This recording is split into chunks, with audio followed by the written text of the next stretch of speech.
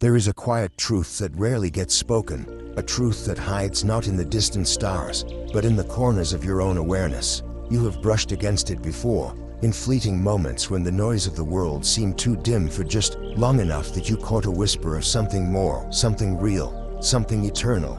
Yet, before the recognition could settle, the world pulled you back. A message flashed across your phone, a demand tugged at your attention. The hum of obligations or the siren call of entertainment flooded in, and the delicate thread was lost. This is no accident. This is the architecture of distraction. It exists so that you may never discover the source of your own power. From the moment you awaken each morning, 1,000 invisible hands reach for your mind. Some come wrapped in glowing screens, others in the responsibilities that seem inescapable. Still, others in the subtle cultural stories you have inherited without consent. They tug at your attention like hungry children pulling at a parent's sleeve, each demanding to be fed. If you give yourself entirely to them, your life becomes fragmented, broken into fragments so small that you forget you are whole. In that forgetting, you remain blind to the truth that was always pulsing just beneath the surface, the reality that you are not merely a product of this world, but a co-creator of it. They distract you so you'll never discover this. That phrase is not a warning shouted from a mountaintop, but a key whispered in the dark. It points to the quiet conspiracy woven not necessarily by shadowed figures in power, but by the machinery of habit, culture, and unchecked thought. The greatest distraction is not always a grand deception, but the simple, relentless noise of unexamined life. And in that noise, the most extraordinary truth of all, that your mind carries the spark to reshape reality. Reality remains, hidden like a pearl, locked in the depths of the ocean. Imagine for a moment that life is a vast theater. The stage is filled with performers, dazzling in their costumes, loud in their proclamations, captivating in their drama. You are seated in the audience, entranced by the spectacle, unaware that you were never meant to remain a spectator.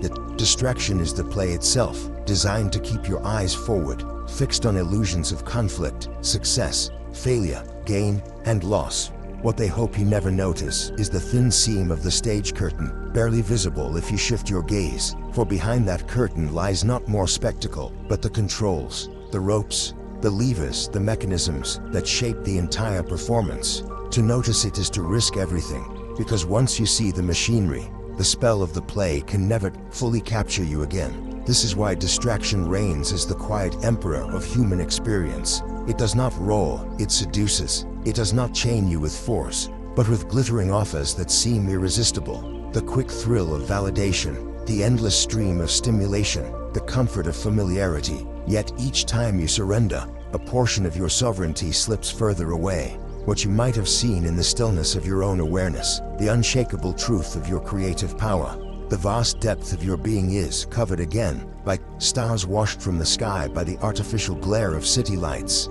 Consider how icily time dissolves under this spell.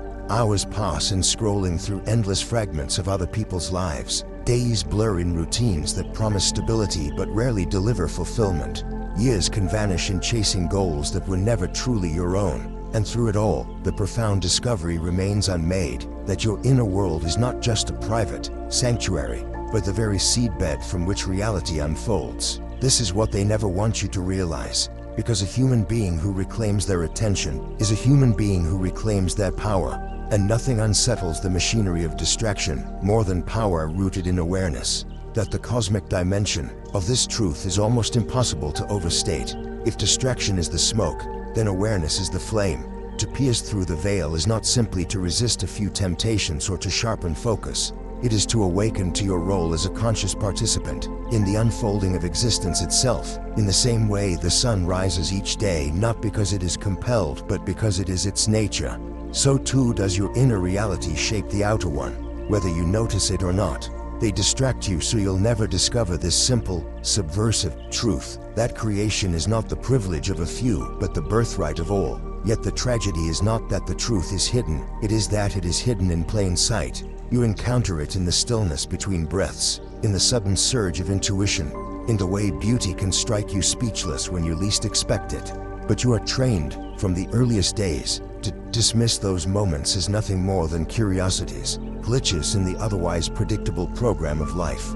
You are taught to value productivity over presence, information over wisdom, noise over silence. In this way, distraction becomes a form of cultural hypnosis, where the treasure buried within you is never unearthed, because you are always too busy digging in someone else's soil. This introduction is not meant to instill paranoia, but to offer a shift in perception, for the great conspiracy of distraction is not invincible. Its weakness lies in its dependence on your consent. Each time you reclaim a fragment of your attention, each time you pause and breathe deeply enough to feel the weight of your own existence, the machinery trembles. To notice the curtain, to recognize the ropes and levers of the stage, is to take the first step out of the audience and onto the stage itself, not as a puppet, but as a created dot. And so the journey begins. The phrase "they distract you so you'll never discover this" is not just a cautionary line. It is an invitation. It asks you to venture beyond the glitter of the stage and into the hidden architecture of reality, where your mind and spirit are not powerless, but sovereign. What lies ahead is not the discovery of something foreign or external, but the remembrance of what was always yours. If the introduction opens the curtain and reveals that distraction is not just an inconvenience, but a carefully sustained pattern, then the core themes beneath this phrase become the framework for understanding why it matters so deeply. They distract you so you'll never discover this is not only about stolen time or fractured focus. It is about an entire architecture of illusions that keeps the human spirit from noticing its own brilliance. At the center of it all lies a paradox. The most powerful truths are not buried in remote temples or locked behind guarded vaults, but are hidden within your own awareness. And because they are so close, so accessible, the only way to keep you from finding them is to drown you in a tide of noise. The first theme that emerges is the difference between surface reality and hidden reality. On the surface, life appears to be a linear progression: wake, work, consume, rest, repeat. You are led to believe that your role is to fit neatly into this system, to function efficiently, to produce and consume in rhythm with the machinery of society. But beneath that surface, a deeper reality pulses with potential. This deeper realm is not abstract. It is the silent intelligence that rises in moments of clarity, the force that allows a seed to split open into a tree, the same current that animates the stars. To live only in the surface world is to mistake the play for the theater, the shadow for the flame. To discover the hidden reality requires stillness, attention, and a willingness to step away from the chorus of distractions long enough to hear the underlying song. The second theme is the weaponization of attention. Attention is not simply a neutral faculty of the mind. It is creative power. What you give your attention to grows. This is not just metaphorical, but observable in the patterns of daily life. Focus on fear, and your world narrows into threats. Focus on gratitude, and abundance begins to color your perceptions. The great secret of distraction is that it hijacks this creative force and channels it toward illusions, keeping you perpetually feeding energy into constructs that do not serve your awakening. In this way, distraction is not passive. It is an active siphoning of the very energy that could have been used to transform your reality. Third, there is the theme of illusion versus truth. Illusions are sticky, not because they are convincing, but because they are familiar. The distraction of constant busyness, of endless scrolling, of competing identities and stories, these are not random accidents. They are patterns reinforced so thoroughly that questioning them feels like betrayal. Yet behind them lies a quieter truth, that you are not what you consume, not the roles you play, not the fears you carry. You are something wider, deeper, and infinitely more luminous. The great distraction ensures you remain entangled in illusions long enough that truth feels foreign, even threatening. Another theme is the cyclical nature of forgetting and remembering. Humanity has always wrestled with this. Ancient traditions warned of the Maya, the veil of illusion. Long before the age of glowing screens and dopamine-driven distractions, the dance between forgetting and remembering is the eternal play of consciousness itself. Yet today, the distractions have been magnified, mechanized, and perfected into systems that profit from keeping you asleep. What was once a fog of forgetfulness has become a blinding storm. To step into remembering, therefore, is an act of rebellion, a conscious breaking of cycles that have spun for generations. Yet perhaps, the most profound theme is empowerment through awareness. The very fact that distractions exist with such force is proof of the treasure they seek to conceal. One does not guard empty rooms.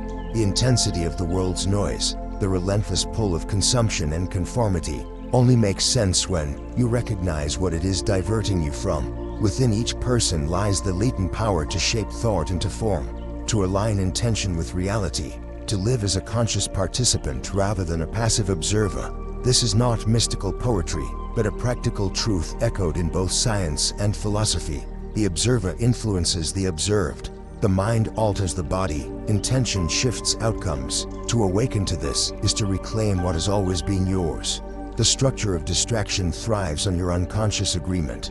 That is its final theme: consent. Every time you trade stillness for noise or self-reflection for external validation, you are unconsciously consenting to remain in the audience rather than on the stage. But consent can be withdrawn. The single decision to reclaim your attention in a given moment, to breathe, to notice, to choose presence can unravel hours of distraction. Over time, those moments accumulate like drops of water, carving rivers of clarity through even the hardest stone. The machinery of distraction depends on your passivity. The moment you choose actively, its grit begins to falter. If we thread these themes together, what emerges is a pattern as old as humanity, yet urgent in our age. The world is awash with distractions, not because you are powerless, but because you are powerful. Not because your attention is weak, but because it is strong. Not because truth is absent, but because it is near. They distract you so you'll never discover this. But the paradox is that even in distraction, whispers of truth still reach you. The sunrise still burns its gold across the horizon, reminding you of cycles larger than your to-do list. A song still moves you to tears for reasons you cannot explain. Love still cracks open your chest with a power that no distraction can fully smother. These are hints, signals that the truth is not destroyed, only concealed. And so the core concepts become a map: surface reality and hidden reality. Attention as power, illusions as traps, cycles of forgetting and remembering, and empowerment through awareness. Each of these threads weaves into the tapestry of what it means to awaken from distraction and step into sovereignty. To name them is not enough. However, they are not meant to be studied like artifacts, but lived as practices embodied in the rhythm of daily existence. As we move deeper into this exploration, these themes will not remain abstract ideas. They will unfold into stories, metaphors, and symbols that reveal their living essence. Because the mind does not awaken by argument alone, it awakens by vision, by image, by narrative that stirs something older than logic. To understand distraction at its deepest level, it is not enough to name its patterns or to recognize its mechanics. Logic can outline the trap, but it cannot break the spell. What truly liberates the mind from distraction is vision, the kind of vision carried through metaphor, story, and symbol. These narratives act like lanterns, shining light into hidden corners of the psyche, awakening truths that words alone cannot convey. And so we step into the realm of symbols, where stories are not mere entertainment, but vessels of revelation. Imagine, first, the story of the Pear Mirror Maze. You enter a grand hall filled with endless mirrors, each one reflecting not only your image, but distorted versions of yourself. Some mirrors elongate you, making you appear towering and mighty. Others compress you, leaving you small and fragile. Some fracture your reflection into dozens of fragments, each piece catching only part of who you are. You wander through this hall, entranced by the reflections, chasing one, fleeing another, forever caught in the shifting glass. What you do not realize is that at the center of the maze lies a simple, polished mirror, one that reflects you exactly as you are. But to reach it, you must stop running, stop reacting, and stand still long enough to notice that the reflections are not reality. They are distractions, illusions designed to keep you circling the maze endlessly. The whole of mirrors is life, as lived under distraction. Infinite versions of yourself reflected back through society, culture, desire, and fear. The truth lies not in the distorted images, but in the unbroken mirror at the center of the self you are always meant to rediscover. Another story whispers of the Keeper of Keys. In this tale, humanity lives in a grand city of gates. Each gate promises something: wealth, status, pleasure, security, knowledge. The people rush from gate to gate, desperate to pass through, each time believing the next gate will finally deliver fulfillment. But the gates are locked, and the keeper walks among them, jangling an endless ring of keys. He dangles them before the crowd, offering one if only they give their attention, their labor, their obedience. The people comply, endlessly reaching, endlessly bargaining, endlessly distracted by the promise that just beyond the next gate lies completion, yet no one notices that each person already carries hidden within their heart a key that opens not the outer gates but the inner chamber where all fulfillment resides. The keeper's game is simple: keep them looking outward so they never remember to turn inward. To awaken in this story is not to win the keeper's game, but to refuse it altogether, discovering that the only gate that matters has been within you all along. Then there is the allegory of the silent garden. Imagine a vast city filled with noise horns, voices, machines, an endless cacophony that never ceases. People live hurried lives, always speaking, always running, always listening to something outside themselves. At the very center of the city lies a walled garden, but the gate is overgrown, hidden behind years of neglect. Few even know it exists. Those who stumble upon it and enter find a place of silence, where the noise of the city fades away and the songs of wind and water return. In this garden, they begin to remember what they had forgotten, that the soul speaks not through noise, but through silence. They realize the distractions of the city were never meant to nourish them, only to keep them busy. The garden was always waiting, but it required courage to turn away from the noise. The symbolism here is clear. The inner silence of awareness is the hidden sanctuary, and distraction is the city's endless din, pulling you away from it. Perhaps the most cosmic story is that of the sleeping giant. In the myths of old, giants were beings of immense strength, feared and revered for their power. In this tale, a giant slumbers beneath the earth, so vast that mountains rise upon his chest and rivers flow across his arms.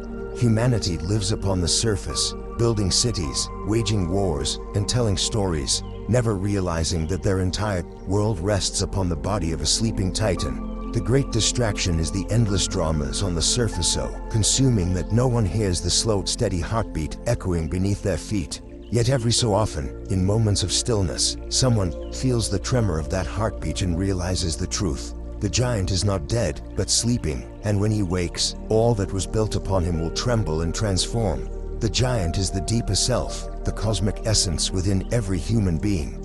Distraction keeps you focused on surface dramas, so you never recognize the titanic power sleeping just beneath your awareness. These stories are not merely metaphors. They are archetypes etched into the collective human experience. The mirror maze reminds you that distraction distorts identity. The keeper of keys shows how attention is exploited by forces outside yourself. The silent garden reveals the forgotten sanctuary of inner stillness. The sleeping giant awakens you to the vast untapped power within. Together, they weave a tapestry of symbolic truth. You are surrounded by illusions designed to pull you outward, but the path home is inward. Always inward. Symbols matter because they bypass the intellect and speak directly to the soul. You may forget an argument, but a story lingers. You may dismiss a principle, but an image haunts you until it reveals its meaning. That is why distraction thrives in an age of endless stories designed not to awaken but to consume. Movies, feeds, narratives that demand your energy without offering vision. True symbols are rare, but when they appear, they strike the psyche like lightning. They awaken what distraction tries to keep asleep. As you sit with these allegories, notice what stirs within you. Perhaps you feel the exhaustion of running through mirrored holes, or the longing for the silence of the hidden garden. Perhaps you sense the rumble of the giant beneath your feet, or the quiet rebellion of refusing the keeper's game. Whatever you feel, know that the stories are not about distant heroes or mythical places. They are about you. You are both the wanderer and the discoverer, both the dreamer and the giant. The symbolic narratives of mirrors, keys, gardens, and giants speak in a language of myth and metaphor, yet their true power lies in how they translate into daily life. For distraction is not merely a philosophical theme, it is the lived reality of nearly every moment in the modern world. To understand it without applying it would be like holding a map but never setting out on the journey. The question, then, is how these insights unfold into practical integration. How the grand architecture of distraction is dismantled, not in theory, but in the rhythm of your breath, the choices you make, the days you live. The first step is recognition, for without awareness, distraction thrives like a shadow. Consider your day. From the moment you wake, you are often greeted not by silence, but by the glow of screens, by messages, by obligations waiting impatiently. These are not neutral interruptions. They are intentional pulls of your attention. To integrate awareness into this moment is as simple and as difficult as pausing before you surrender. Imagine waking and allowing yourself even 1 full minute of silence before reaching for the device. 1 full minute of conscious breath before stepping into the world's current. In that single pause lies a rebellion against the machinery of distraction. A reminder that your attention belongs to you before it belongs to anything else. But the practice does not stop at beginnings. Life presents countless invitations to lose yourself in the mirror maze, the endless comparisons, the distorted reflections of who you think you should be. Here, integration takes the form of grounding. When you feel yourself pulled into the distortion, return to the body. Notice your breath, the weight of your feet on the floor, the sensations of the present moment. This is the polished mirror, at the center of the mazy, unaltered reflection that reveals not what others see, not what illusions demand, but what simply is. Each return to presence dismantles another fragment of the mirror's spell. The keeper of keys appears daily in the form of promises that fulfillment lies in the next purchase, the next achievement, the next validation. Integration here requires a radical shift. Instead of chasing the dangling keys, practice asking what already lies within. When tempted by the promise of external completion, pause and turn inward. Does the desire arise from emptiness or from alignment? Is it a hunger fed by distraction or a calling whispered by the soul? The inner key is subtle, but with practice, it unlocks a freedom the keeper cannot touch. The silent garden, too, must be reclaimed in the practical world. Silence is scarce not because it is absent, but because it is undervalued. The city of noise is relentless, yet within every day lies the possibility of retreat, if only for a few minutes. Integration here means carving out intentional spaces of stillness. It could be a walk without headphones, a meal eaten without screens, a breath taken with no agenda but awareness. The point is not to escape the city forever, but to return often enough to the garden that you remember it exists. Over time, the silence you cultivate within begins to accompany you into the noise, like a hidden garden carried wherever you go. And what of the sleeping giant? In practical terms, this is the most profound of all. The giant represents the vast reservoir of creative power within you, a power dulled by distraction, yet never extinguished. To awaken it requires aligning thought, intention, and action with clarity. Integration here means daring to believe that your vision matters, that the subtle heartbeat you feel within you is not fantasy but guidance. It means choosing, day by day, to act from that deeper place rather than from the surface dramas. Every small decision to create instead of consume, to trust instead of fear, to persist instead of surrender becomes a tremor that stirs the giant awake. The real-world implications of this are immense. Consider the economy of attention that dominates modern society. Entire industries thrive on keeping you distracted, for your focus is their currency. To withdraw even a fraction of your attention from these systems is to weaken their hold and strengthen your sovereignty. When you choose silence over noise, presence over distraction, creation over consumption, you are not merely improving your own life, you are subtly reshaping the currents of society itself. This is why reclaiming attention is so radical. It is not just personal liberation, but collective transformation. Yet integration is not about perfection. The machinery of distraction is vast, and to imagine one can simply walk away from it entirely is unrealistic. The aim is not to escape distraction completely, but to awaken within it, to notice it, to soften its grip, to remember that at any moment, you can return to the polished mirror, the inner key, the silent garden, the sleeping giant. Each return is a victory. Each act of remembering chips away at the illusion. Over time, these moments weave together into a new way of living, one not dictated by distraction but by awareness. This is where the symbolic becomes practical. The stories are not just allegories but instructions. The mirror maze teaches you to seek stillness. The keeper of keys urges you to trust your inner completeness. The silent garden reminds you to honor silence. The sleeping giant calls you to awaken your creative power. To live these stories is to integrate them into your daily rhythm, until they are no longer tales you tell but truths you embody. And so, practical integration is not about dramatic gestures but about quiet revolutions. It is about reclaiming, one moment at a time, one choice at a time, one breath at a time. It is about daring to believe that presence itself is power, that awareness itself is creation, that silence itself is resistance. In living this way, you discover the profound, real-world implication. Distraction loses its grip, not when the world grows quieter, but when you grow stronger in your remembrance. All threads now converge. The illusions, the symbols, the daily practices, they all return to the single pulse of this message. They distract you so you'll never discover this. What is this? It is not a secret coded in hidden manuscripts, nor a treasure locked away in forgotten temples. It is simpler, quieter, infinitely more intimate. This is the sovereign power of your own awareness, the ability to shape reality through the focus of your mind and the presence of your being. It is the unbroken mirror, the hidden key, the silent garden, the sleeping giant. And the only reason distraction exists with such force is because this is unimaginably precious. When you see the pattern, the world changes. Suddenly the noise no longer seems random. You recognize the glittering screens, the endless comparisons, the manufactured desires for what they are. Curtains meant to keep you gazing at shadows rather than at the fire that burns within you. The moment you see this, even faintly, you have already begun to awaken. You cannot unsee it. The spell of distraction may still pull at you, but a part of you has stepped beyond its reach, into a larger field of awareness. That pot begins to grow each time you choose presence, each time you step into silence, each time you trust the whisper of your deepest self over the roar of the crowd. And yet, awareness alone is not enough. Knowledge must become embodiment. The final call of this exploration is not to admire these truths, but to live them. Life will continue to offer its distractions. The mirror maze will always be waiting with its distortions. The keeper of keys will continue to dangle promises. The city will hum with noise, and the giant will lie beneath, patient but dormant. The difference now lies in your choice.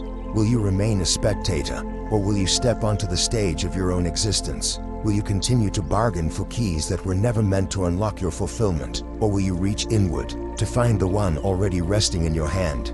The transformational call is simple but radical. Reclaim your attention. Reclaim it, not once, not perfectly, but continually. Let your attention become sacred, for it is through attention that you water the seeds of your reality. What you focus on grows. What you neglect withers. If you focus on noise, distraction expands. If you focus on silence, presence deepens. If you focus on fear, illusions multiply. If you focus on possibility, new worlds open. Each moment of attention is a choice about what you will allow to live through you. This reclamation does not isolate you from life. On the contrary, it allows you to enter life more fully. When you are no longer scattered by distraction, you become capable of love that is not half-given, work that is not half-hearted, creation that is not half-formed. You become whole, and from that wholeness you touch the world in ways no distraction could ever imitate. The implications ripple outward. Families are healed when presence replaces preoccupation. Communities transform when awareness replaces blind conformity. Societies shift when individuals awaken to the calm sovereignty of their own minds. But perhaps the most profound transformation is internal. As you live with reclaimed attention, you begin to feel the stirrings of the sleeping giant within. Creativity flows where stagnation once held sway. Clarity emerges where confusion reigned. A sense of purpose arises not manufactured by the outer world, but born from the depth of your being. You realize that what you sought in 1,000 distractions was never out there. It was always waiting within. The treasure was never hidden from you, only hidden by you, beneath layers of noise and forgetting. And when you uncover it, you laugh not with bitterness, but with relief. The joke was always on distraction. It could delay you, but it could never destroy what was eternal. This is the call then, to live awake in a world that profits from your sleep, to choose silence in a world that worships noise, to claim sovereignty in a world that thrives on your consent, to walk into the mirror maze with eyes open, no longer fooled by distortions, to smile at the keeper of keys and decline his bargain, to enter the silent garden and carry its stillness with you into the city, to feel the heartbeat of the sleeping giant and know it is your own. The distractions will not vanish, the machinery will not dismantle itself, but you are not powerless within it. In fact, you are the one thing it fears most, a human being who remembers. And to remember is not to withdraw from life, but to step into it with a clarity that transforms everything it touches. So the final invitation is this: begin now. Not tomorrow, not when the noise quiets, not when life slows down. Begin with this very breath. Let it remind you of the silent garden within. Let it awaken the giant stirring in your chest. Let it carry you back to the mirror that reflects you, whole. Then take this awareness into the world, not as an escape from distraction, but as a light that renders distraction powerless. You are the creator, the dreamer, the stage, and the script. They distract you so you'll never discover this. But now you have seen, now you have remembered. And the moment of remembrance is the beginning of transformation. The curtain has lifted. The choice is yours. Will you return to the noise, or will you live from the silence that cannot be stolen?